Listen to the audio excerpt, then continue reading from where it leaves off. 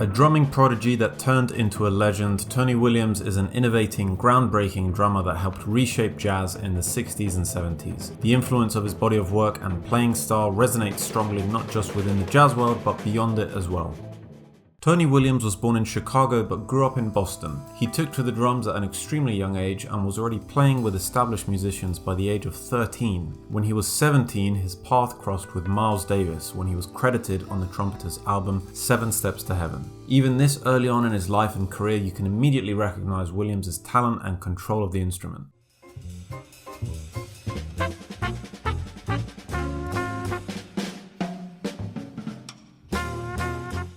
Towards the end of the following year, Miles Davis assembled what would later be recognized as his second great quintet, which featured Davis on trumpet, Wayne Shorter on sax, Ron Carter on double bass, Herbie Hancock on piano, and Tony Williams on drums. When I started with Miles Davis, I was 17, and I left his band when I was 22. And those years are very formative years in anyone's life.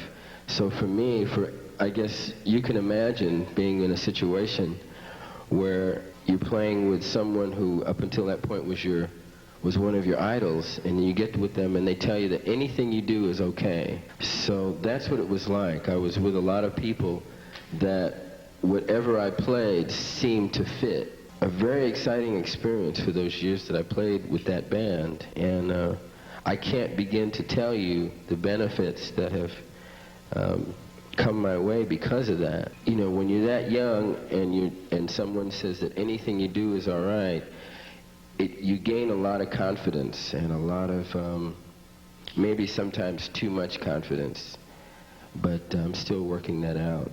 One of the most important things Williams learned in his early years was to hit that subscribe button if you're enjoying the video. YouTube says that barely any of you are subscribed, so let's change that. Anyway, this quintet released 6 studio albums together over the span of 4 years and greatly influenced the shape and direction of jazz. With the rise of rock music in the 1960s, jazz had to adapt in order to survive, much to the dismay of some purists. Davis was one of the earliest and most prominent jazz musicians to recognize the need for adaptation and devised a new philosophy accordingly. He often described the performance style of this quintet as time, no changes, and gradually integrated aspects of free jazz while retaining a semblance of structure. This approach enabled all 5 musicians to contribute equally rather than adhering strictly to the conventional model of a group leader followed by backing musicians taking turns for solos. We can listen to this ethos in practice in some of the tracks released by the quintet.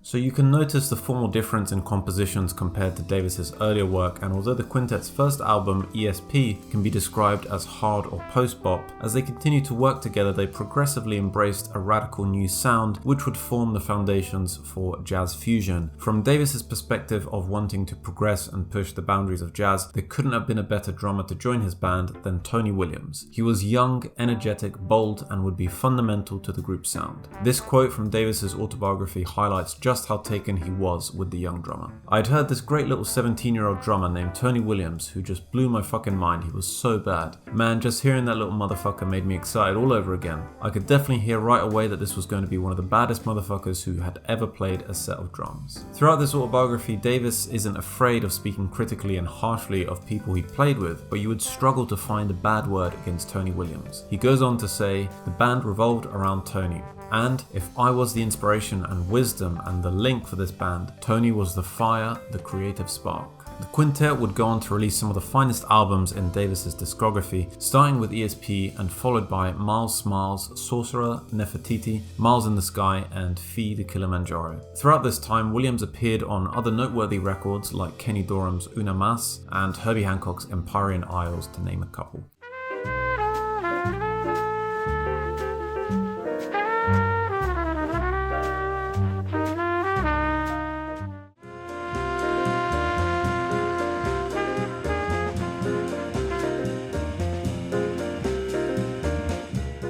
Williams' time with Davis ended in 1969. He was credited on the seminal In a Silent Way, but by that time the quintet had already disbanded. His drum parts during his time with Davis were seen as revolutionary, simultaneously embracing the root traditions of jazz and the new exciting developments of the wider musical landscape. In a 1983 interview with Downbeat, an interviewer asked Williams, "You completely changed jazz drumming in the 1960s. Were you consciously aware at any certain point that you were doing something new?" Williams replies, "Not really. I guess I was aware that I was playing differently, but it was more of a thing that I was aware of a need. Like if you see a hole, you think you can fill it. There were certain things that guys were not playing that I said, why not? Why can't you do this?" Hey, are you enjoying this video and want to know how you can support the channel? Well, you can leave me a little tip by clicking the thanks button just down below, or for exclusive perks including your own curated playlists, album recommendations, or suggesting a topic for my next video, you can become a member by clicking join. In 1965, Williams released his debut album Lifetime, and in doing so established another branch to his career that would allow him greater control in pushing the boundaries of both instrument and genre. With his first 3 solo albums, Williams experimented extensively with avant-garde jazz, releasing music that fluctuated between being fast, loose, sparse, dense, and frenetic.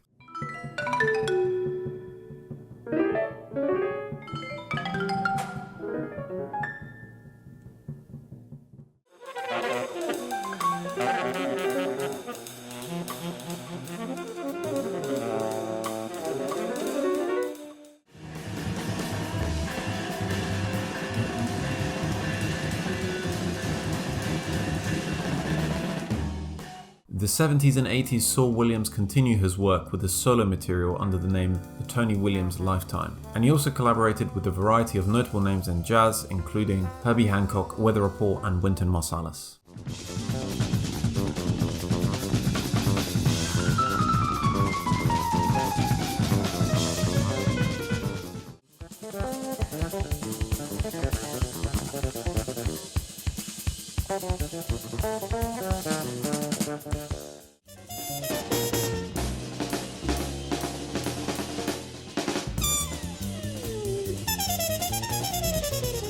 When it comes to technique and drumming philosophy, Williams ensured he learned from some of jazz's greatest drummers in order to create a technical foundation upon which he could then create his own style. The question was, when I was copying and learning, from Max Roach or Art Blakey, did I practice just the solos? No, I didn't. I practiced everything that they played from the beginning of the song till the end. I believe that playing like someone is a great help. I think that it gives a person a vocabulary. It gives you things that you don't have. And playing like people that have come before is the basis so that you can decide for yourself what you want to play and what you don't want to play. If you don't do these things, then you never know. You're just floundering around and being insecure, and for lack of better reasons, everyone walks around saying, well, I've got my own style. But I practiced everything that they played so that I could decide what it is I didn't want. This initial process required the expected rigorous practice and dedication. My whole philosophy and concept is built on straight lines and evenness. My hands are always in the same position. One hand is not higher than the other. One hand is not in front of the other. My cymbal playing is based on being able to play one thing and not changing it ever. I mean, I do change it because I want to change it, because I choose to change it, not because I can't help myself. Most drummers I come across play with the front part of the hand like this, with just maybe these 2 fingers. They rely basically on bounce, meaning that they're relegated to the surface that they're playing on, and they drop the stick and bounce it along like that. It's kind of a willy-nilly, haphazard type of technique to me. From years of practice and watching a lot of drummers, because when I started very young, I started when I was 9. At that time, there were many drummers around, traveling around the country, that were incredible drummers, and I was fortunate enough to be able to see them. And I found out through watching them that the best drummers played a different way. They played with the back part of the hand, meaning these last 2 fingers. They held the stick basically here. So that means that the drummer has to play with his hand, and the hand, and not bouncing it, say, like this, but holding it with all the fingers and being in control. Being in control is one of the most important aspects of drumming. I don't know if you've ever played and you've played something and you've tried a figure, and in your mind you probably say, boy, I hope this works. Well, I decided a long time ago that I didn't want to be subjected to that for the rest of my playing career. So I decided that whenever I played anything, I knew whether it was going to work or not. So I hold the sticks very firmly, and I don't rely on bounce. And from there, he began to create his own style. There were 3 drummers in Boston, and Alan was a very technically oriented drummer. He had all the technique in the world. And Baggy had no technique, but he could swing. He had a great feeling for the drums. But this 3rd drummer, that I can't remember his name, he epitomized creativity. So at an early age, I realized that watching these 3 drummers, that not one of those things alone would be the answer, but all 3 things. Having as much technique and expressive ability, and then secondly, having the feeling that goes along with it, and thirdly, the creativity to express yourself. So that's what I've tried to combine in my playing. One of the trademarks of his style is his 5-note ride cymbal pattern, something that countless aspiring jazz drummers painstakingly try to learn and requires high levels of stick control.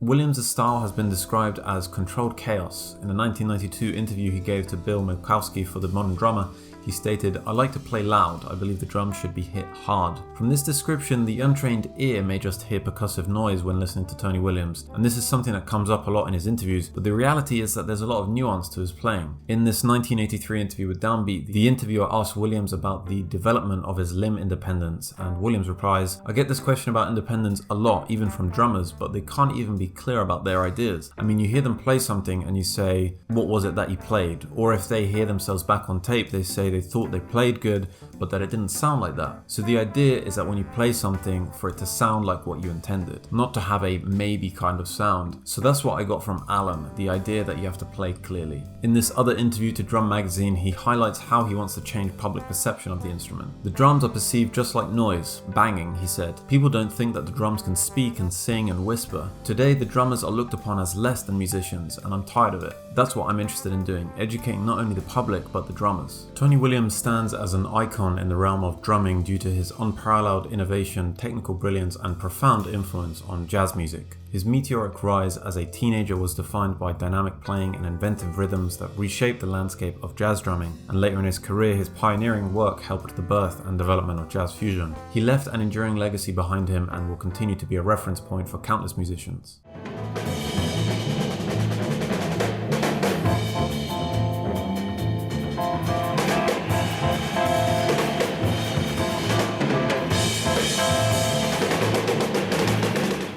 Thank you for making it to the end of the video. Please do like, subscribe, and comment if you enjoyed it. If you want to support the video, don't forget you can become a member by clicking join below the video, or leave me a tip by clicking thanks. Cheers.